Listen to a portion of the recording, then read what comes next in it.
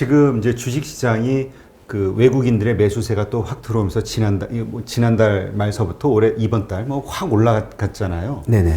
그러다 보니까 이 내년의 시장에 대한 기대감도 더 커지면서 네. 이제 좀 대형주 위주로, 그러니까 외국인이 많이 사는 그런 주식들 위주로 사야 되는 거 아니야? 라는 이야기들을 많이 하거든요. 네. 중소형주도 사실 이번에 잘 안 움직였죠. 크게 대비해서. 그런가요? 중소형주도 저점 대비해서 2배 오른 주식들이 워낙 많아서 예, 그런 것 같은데. 그러니까 예. 우리가 보통 그 많이 이렇게 보이는 거는 이제 큰 대형주들 중심으로 네. 보다 보니까 그런 착시 현상이 있을 수도 있는데 어쨌든 네네. 중소형주. 네네. 그러니까 외국인들이 과감하게 많이 투자하는 대형주 위주로 투자를 할 것이냐, 아니면 그 뭐 외국인들이 사지는 않지만 이런 중소형주도 네. 그렇게 올라갈 것으로 보고 투자를 하는 게 맞느냐, 요거에 대해서 네. 좀 이렇게 논란도 가끔 있거든요. 지난번 3월, 4월 때는 제가 우량주를 살 좋을 기회다라고 말씀을 드렸죠. 네. 왜냐하면 우량주는 평소에 비싼데 지금 이런 때는 가격이 같이 떨어지기 때문에, 같이 다른 것도 떨어지지만 이것도 우량주도 많이 떨어지기 때문에 우량주를 싸게 살 수 있는 좋은 기회다라고 그렇게 말씀을 드렸고요. 근데 지금은 우량주들이 많이 올랐죠. 네. 예, 삼성전자도 많이 오르고, 많이 올랐고. 그래서 계산을 해보면 우량주의 가격은 이제는 뭐 보유 내지는 매도 가능한 그런 가격까지 오른 것들이 많거든요. 그러면 이제 그런 거는 지금 이런 국면에서는 우량주보다는 아까처럼 계산을 해서 여전히 싸게 거래되는 그런 주식들, 그게 중소형주에도 꽤 많이 있죠. 뭐 중소형주, 대형주 그게 중요한 게 아니고 여전히 아직 싼 그런 주식으로 가는 게 맞는 것 같습니다. 저는. 네. 예. 지금 어쨌건 시장이 많이 오른 상황인데 네네. 이런 것을 걱정하는 분들이 많아요. 뭐냐면 우리는 박스권 장세라고 보통 표현을 하잖아요. 네. 그 어떤 그 해외 경기라든가 이런 네네. 것에 연동이 네네. 되기 때문에 네. 올랐다가 네. 그다음에 이제 다시 또 내려가고 네. 또 올라가고 내려가고 이제까지 이게 반복이 돼 왔는데 네. 이번에는 이거를 박스권을 깨고 우상향으로 우리도 미국처럼 갈 수 있을까? 혹은 네. 다시 이제 좀 박스 정도 고점이니까 팔고 또 기다리다 보면은 다시 저점 생기면 그때 사야 되는 거 아닐까? 이런 생각하시는 분들이 많이 있거든요. 네. 저는 주식 투자는 사냥하는 게 아니라고 보거든요. 사냥하거나 낚시를 해서 운 좋으면 많이 낚고 뭐 운 나쁘면 그런 게 아니고 주식 투자는 농사를 짓는 거다. 그렇게 생각을 합니다. 해가지고 좋은 논을 고르고 좋은 밭을 골라가지고 내가 열심히 거기 경작을 해서 하는데 태풍이 불었어요. 그러면 좀 별로 수확이 별로 안 좋을 수 있죠. 하지만 제가 열심히 한다면 어느 정도의 작물을 거둬들일 수 있고, 그리고 하다 보면, 그렇게 열심히 하다 보면, 그 좋은 논밭을 잘 골라서 열심히 경작하다 보면 어떨 때는 대풍년이 들어서 대박이 날 수도 있는 그런 게 저는 주식 투자다, 그렇게 생각을 하고 있습니다. 그렇기 때문에 내년도에 태풍이 많이 불까? 내년도에는 날씨가 농사짓기 너무 나쁠 것 같은데 논밭을 그렇다고 다 팔 수는 없는 거죠. 네. 예, 그리고 그런 태풍이 불지 뭐 어떻게 될지에 대한 그 예측이 참 많이 틀리더라고요. 그거를 맞출 수가 없더라고요. 네, 올해 코로나가 일어날지 누가 알았겠습니까? 맞아요. 네. 그렇기 때문에 그거는 저희들은 이제 아무 의미가 없는 거다 이렇게 생각을 하고 있고요. 하지만 어떤 위험을 가지고 있나, 지금 상황에서 어떤 것들이 더 주식 시장에서 좋은 점이 있고 나쁜지 안 좋은 쪽으로 있는지 그 정도는 저희가 알고 있는 게 좋을 것 같기는 합니다. 그런데 이제 제가 그래서 이제 일단 좋은 점과 내년도 투자하는 환경에 대해서 좀 좋은 점과 나쁜 점을 좀 이렇게 구분을 해보면 일단 좀 나쁜 점부터 네. 좀 얘기를 하자면 미국의 나스닥 그리고 미국의 나스닥 같은 게 너무 거품이 심하죠. 네. 거품이 많이 심하고 올랐죠. 우리나라에도 일부 주식들이 많이 올라 있고, 그러니까 이런 것들이 한번 좀 와르르 할 수 있는 그런 위험은 이제 봐야 되는 거죠. 근데 그런 거에 와르르 할 때 우리가 가지고 있는 재산은 그렇게 비싸지도 않지만은 그래서 그렇게 무너질 이유도 없지만은 동시에 같이 한꺼번에 움직일 수 있는 그게 또 시장이니까 네. 그런 상황이 있고요. 그래서 저는 과거부터 계속 우리나라 주식을 투자를 많이 해야 된다. 그렇게 말씀을 드리면서도 가장 내심 불안하게 생각했던 게 작년, 저작년 이럴 때 불안하게 생각했던 게 좀 미국은 좀 고평가가 심하더라고요. 그 당시에 뭐 다우도 그랬고 네. 나스닥도 그랬고 고평가가 심해서 그런데 우리나라는 너무 저평가야.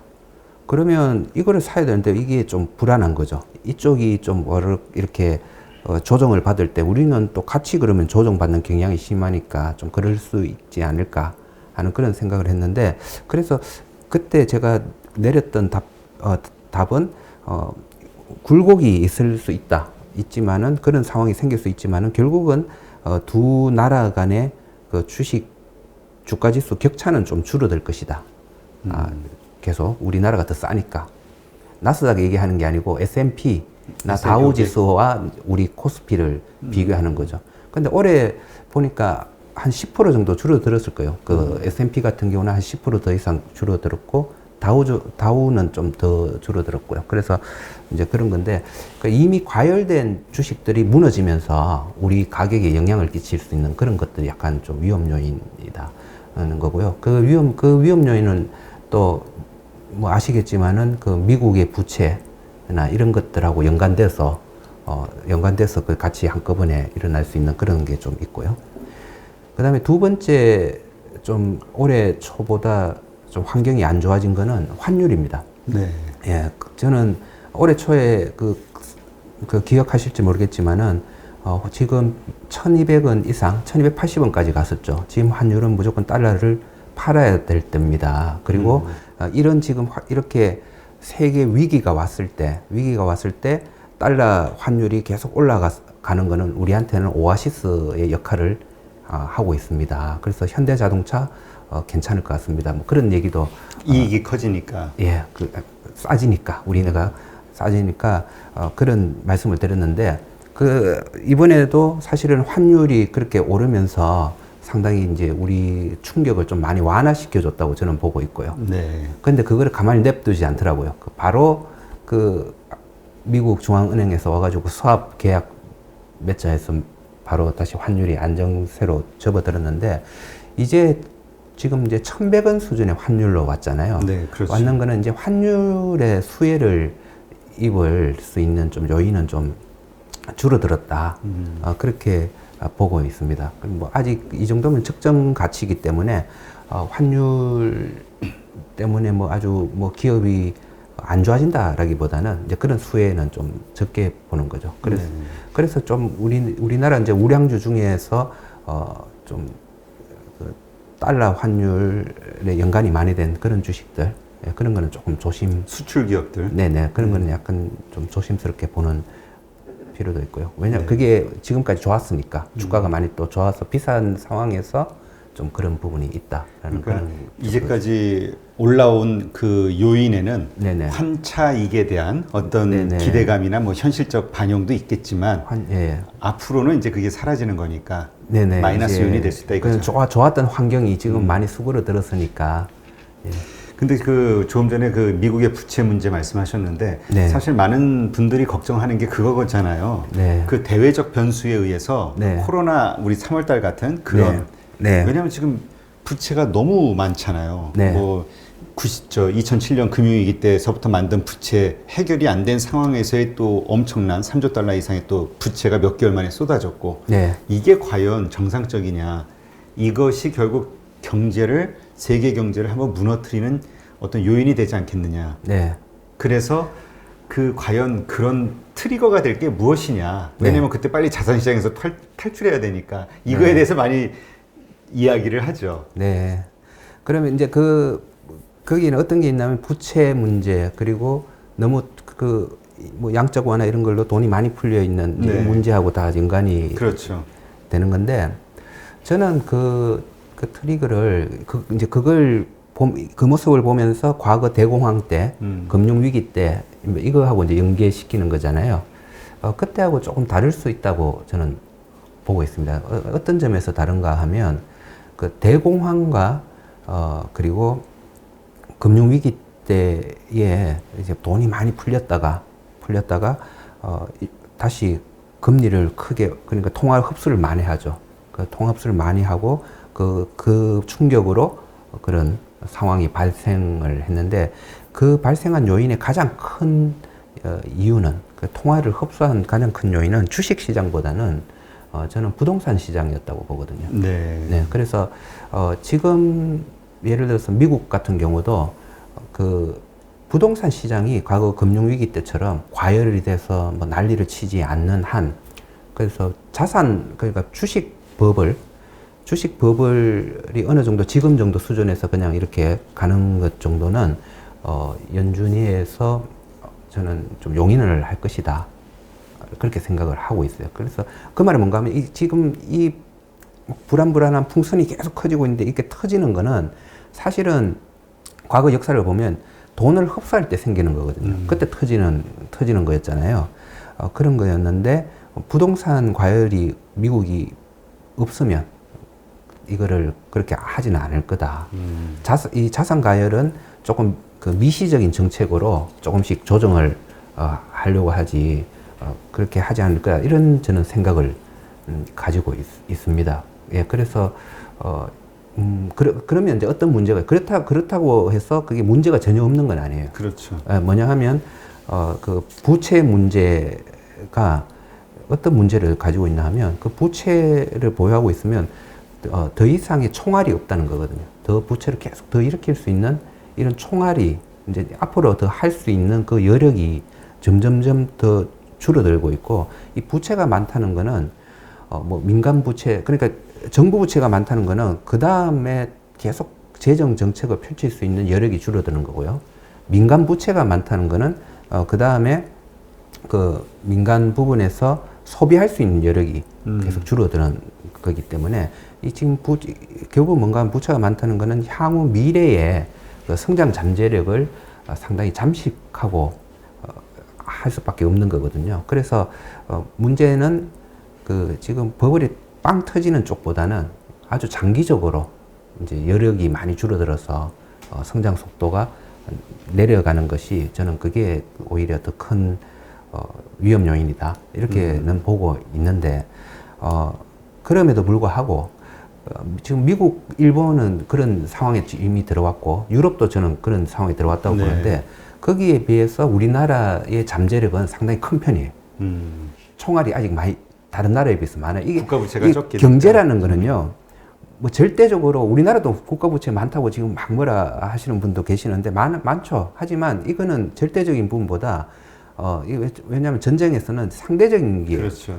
총알이 많이 없지만은 다른 데보다 많거든요. 이거는 상당히 지금 우리가 또 유리한 국면을 또 가지고 있는 거라고 보고 있습니다. 향후에 우리나라가 다른 또 외국과 경쟁하고 여기에서 이제 상대적인 그 순위 싸움을 할 때는 저는 우리나라가 또 유리하고, 우리나라 기업이 때문에 더 유리하다.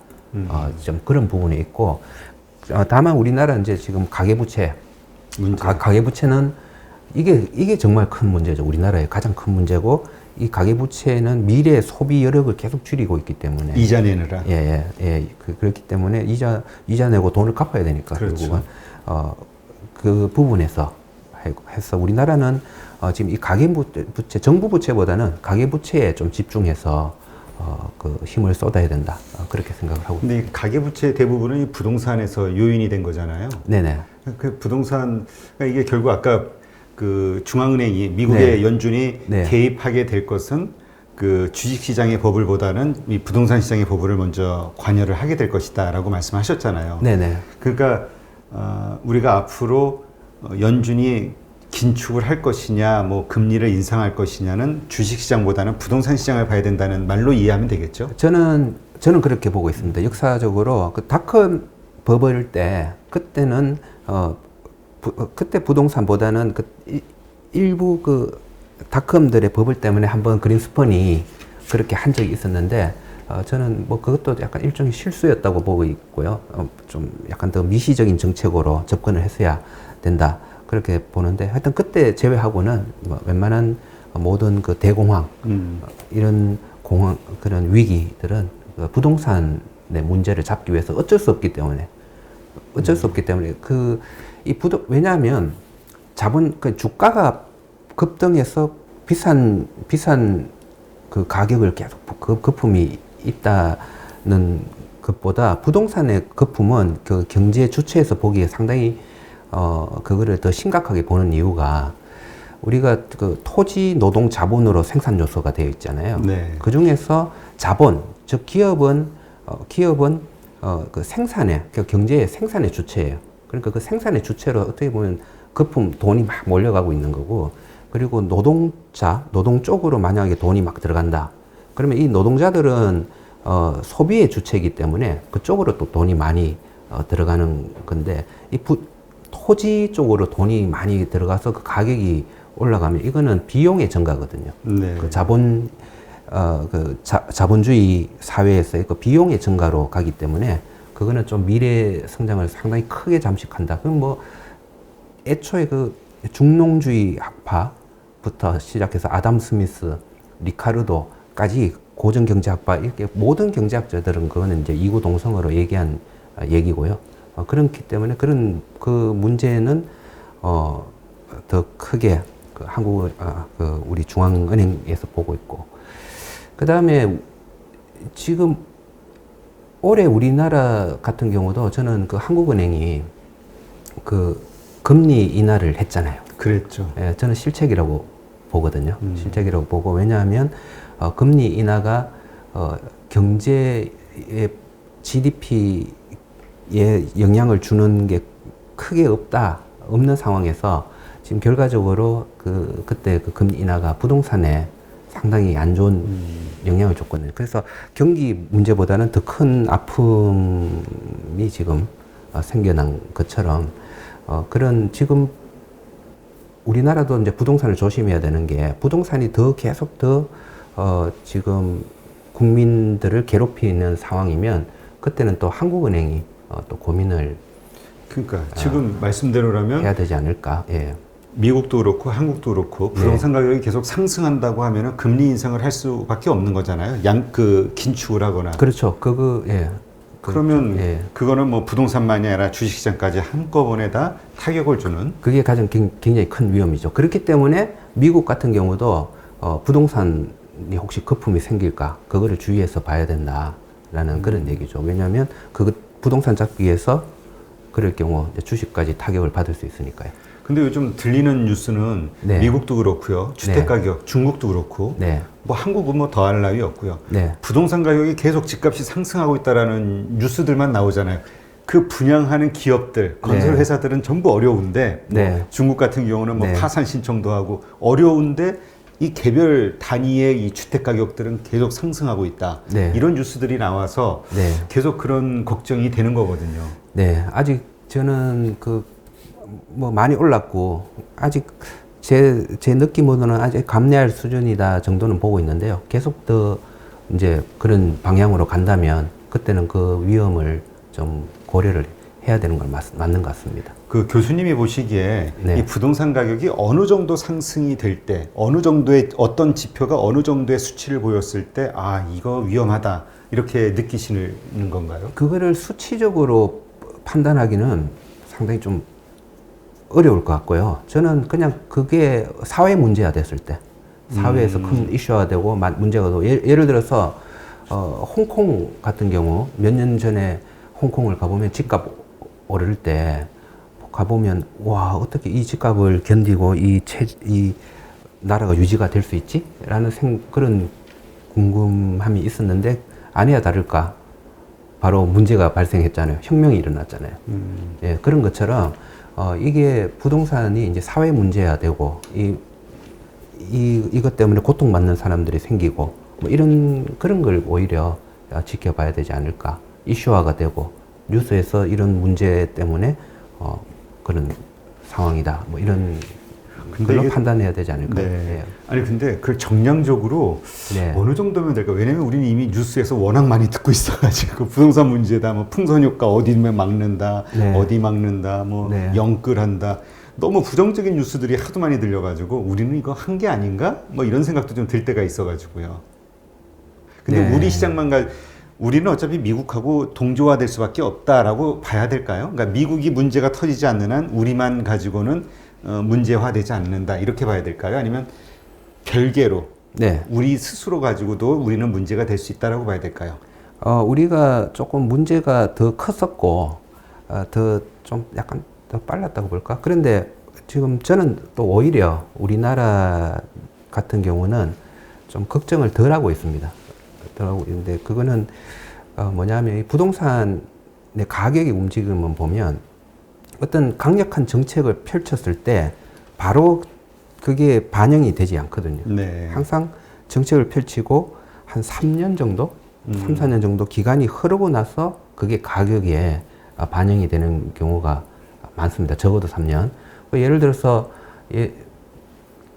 최근에 그 부동산 가격이 많이 오른 거는 한때 부동산 가격을 올리려고 정책을 한번 크게 펼친 적이 있었잖아요. 네. 그걸 펼치고 나서 딱 한 2, 3년 지나고 나면서부터 그게 가시화가 되는 것처럼 지금 다시 부동산 가격을 제어하기 위해서 그러니까 지금 강력한 세금이라든지 뭐 여러 가지 그 대출 문제라든지 이런 미시적으로 지금 제어하고 있는 게 저는 효과가 있다고 보고 있고요. 다만 그 효과는 시간에 어쩔 수 없이 3, 4년 정도 시간이 걸릴 거다. 근데 지금 그 시간이 지금 지나고 있으니까 오히려 그걸 일찍 펼쳤던 우리나라는 좀 괜찮을 수 있다. 미국이나 이런 데는 아직 그런 정책이 안 나왔는데 그런 정책이 우리는 먼저 없었죠. 썼으니까. 예. 그리고 그런 정책이 아직도 없는 거 보면 그게 아직 큰 문제로 되고 있지는 않을 것 같고요. 그래서 저는 이미 조금 느낌에 이쪽은 어느 정도 예, 그러면 것이다. 그 말씀은 지금 우리 영끌에서 부동산 근데 부동산 얘기 상당히 조심스럽네요. 아니 주위에. 그러니까 왜냐하면 부동산은요 이게 이해관계자가 반반 그러니까, 서로 예. 달라가지고 네. 하여튼 뭐 많이 공격을 받더라고요. 그러니까 근데 어쨌건 네. 그렇게 믿으시는 거잖아요. 지금 정부가 내놓은 여러 가지 정책들은 네. 한 3년 정도 지나서 어떤 효과가 가시화될 것이다. 네, 가셔야 될 거고 이미 그 부동산으로 그러니까 이 자금의 흐름이 어느 쪽으로 가는지 과거에는 그 한국은행이라는 댐을 열어놓고 그런데 그 물길을 전부 그 부동산이라는 사우나 시설로 그 농부들이 그 논밭에 물이 없어서 물을 주세요라고 했는데 풀기는 했는데 그게 길을 전부 다 그 사우나 시설로 다 연결을 해놓으니까 그쪽만 이렇게 돼버렸잖아요. 아니 여전히 지금 농부들은 물이 없어요라고 아우성치고 있고요. 근데 지금은 물이 막 그렇게 흐르는 와중에 좀 힘든 부분이 있죠. 그 물길을 계속 이쪽으로 바꾸려니까 힘든 부분이 있지만은 계속 바꾸고 있었고 조금씩 바꾸고 있었고 그러니까 지금 또 어려운 건 뭔가 하면 사실은 제일 좋은 방법은 그냥 물기를 끊으면 되는데 그러기에는 또 너무 그러면 아파하는 분들이 많으니까 지금 이 방법이거든요. 아까 지금 세금이나 뭐 이런 정책들이 지금 그렇게 물기를 바꾸고 있는 그런 방법이고 그게 어느 정도 저는 어렵지만은 지금 시간이 지나면 결국은 먹힐 것이다. 예, 그러니까 그렇게 봅니다. 예. 저는 그냥 이제까지 정부가 여러 가지 대책을 내놨지만 아무 효과가 없고 계속 시장은 오르고 있으니까 이게 문제화가 될 거 아닌가라고 생각을 했는데 네. 교수님은 이미 그 문제에 대한 해결책이 이미 그 시작이 됐기 때문에 네. 이 문제는 시간이 지나면서 잡힐 것이다. 이렇게 예, 보시는 오히려 거예요. 그 부동산 문제가 만약에 전 세계적으로 일어난다면 우리나라는 다른 나라보다 좀 나을 것이다. 예, 그렇게 봅니다. 그게 금융위기 일어났을 때 또 그랬었죠.